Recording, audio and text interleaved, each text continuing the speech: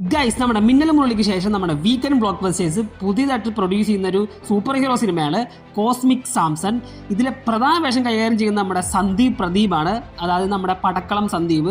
ഇന്നലെ ഈ സിനിമയുടെ ഭാഗത്തുനിന്ന് ഒരു ഗ്ലിംസ് ടീസർ പുറത്തിട്ടുണ്ടായിരുന്നു. വേറെ ലെവലായിട്ടുണ്ട് ഈ സംഭവം എന്ന് വെച്ചാൽ നമ്മുടെ സന്ദീപ് ഇങ്ങനെ ഒരു ഫ്ലാറ്റിൻ്റെ മേളിൽ ഇരിക്കുന്നു പാട്ടൊക്കെ ഇട്ടിട്ട്. അപ്പോൾ നമ്മൾ മുകേഷ് വിളിക്കുന്നു. എനിക്ക് തോന്നുന്നു മുകേഷ് ഇതിൻ്റെ അകത്ത് സന്ദീപിൻ്റെ അച്ഛനായിട്ടായിരിക്കാം.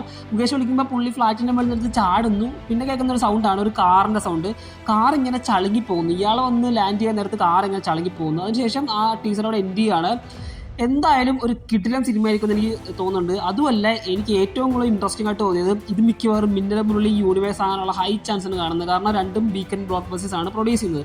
സോ ഇത് യൂണിവേഴ്സ് ആകുവാണെങ്കിൽ വേറെ ലെവലായിരിക്കും.